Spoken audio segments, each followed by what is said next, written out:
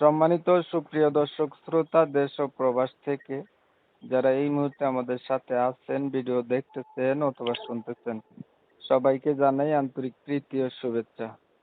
বন্ধুরা, আমি কথা বলছিলাম সুইট সুন্দরী মিষ্টি একটা আপুর সাথে, প্রতিবেদন করবে বলে সংযুক্ত হয়েছে অডিও কলের মাধ্যমে। কয়েকদিন আগে থেকেই যোগাযোগ ছিল।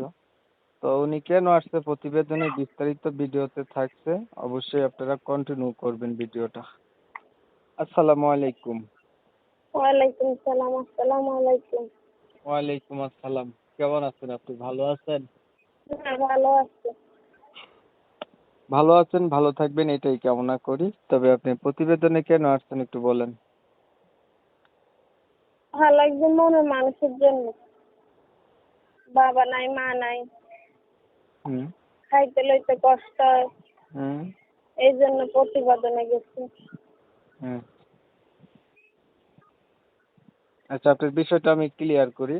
আপনার হচ্ছে পরিবারে বাবা নাই, মা নাই, খাইতে নিতে কষ্ট, এর জন্য প্রতিবেদনে আসছেন। ভালো একটা মনের মতো মানুষ চাইতেছেন যে আপনাকে সাহায্য সহযোগিতা করবে, আপনার পাশে থাকবে, দায়িত্ব নেবে, এমন একটা মানুষ আপনি চাইতেছেন। আমি ক্লিয়ার জি। বুঝাইতে পারছি? আচ্ছা, তাহলে এই প্রিয় দর্শক শ্রোতা, আপনারা শুনছেন উনি কেন আসছে প্রতিবেদনে।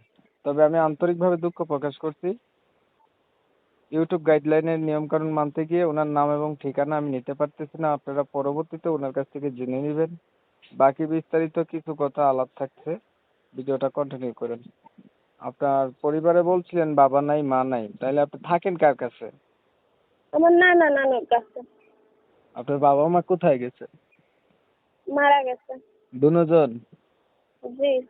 আপনার কোনো ভাই বোন আছে? আমার ছোট একটা ভাই আছে, মাদ্রাসা পড়ে। আপনার বয়স কত?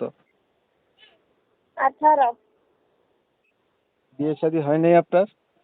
জি না, বিয়ে হলে কি আর প্রতিবেদনে যাইতাম? আগে আর প্রতিবেদন করছিলেন? জি না, এই প্রথমে। কেমন মানুষটা চাইতেছেন আপনি? বয়স বেশি হোক কিবা বিয়ে করে থাকুক, তার তো কোনো সমস্যা নাই।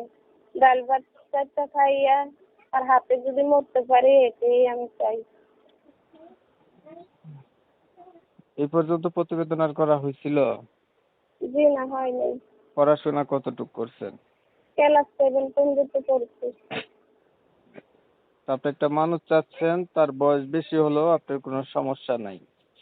জি, কোনো সমস্যা নেই। আচ্ছা, আপনি ক্লাস 7 পর্যন্ত পড়াশোনা করছেন, কোরআন শরীফ পড়তে পারেন? হ্যাঁ, পারি। নামাজ পড়া হয়? জি হয়। 5 ওয়াক্ত নামাজ পড়া হয়। বর্তমানে আপনি কি করেন? এই সেলাই মেশিনের কাজ করি। আচ্ছা, মেশিনটা নষ্ট হয়ে গেছে, এখন বেকার বসে আছি। তা আপনার উদ্দেশ্য হচ্ছে ভালো একটা মনের মানুষ পাইলে তারে বিয়া করবেন না শুধু সম্পর্ক করবেন? বিয়ে বসবো। আচ্ছা, ঠিক আছে। দেখতে দেখতে ভিডিওর শেষ প্রান্তে চলে আসছি, আর কিছু বলবেন? জি না, আপনি আর ভালো কিছু থাকবেন। বলার নেই। এত সুন্দর করে কথা বলার জন্য আপনাকে ধন্যবাদ। প্রিয় দর্শক শ্রোতা, আপনারা অলরেডি জেনে গেছেন উনি কেন আসছে প্রতিবেদনে। তো আপনারা জানেন যে আমি সব সময় এমন ভিডিওগুলো দেই। ওনার উদ্দেশ্য হচ্ছে একটা মনের মতো মানুষ পাইলে জীবন সাথী করবে। ওনার যেহেতু বাবা মা কেউই নাই, তো ওনার কথা শুনে যাদের একটু ভালো লাগছে, মায়া দয়া হয়েছে, ওনার প্রতি সহানুভূতি জাগছে, চাইলে ওনার সাথে কথা বলতে পারেন। আরো কিছু জানতে চাইলে যোগাযোগ করলে জানতে পারবেন।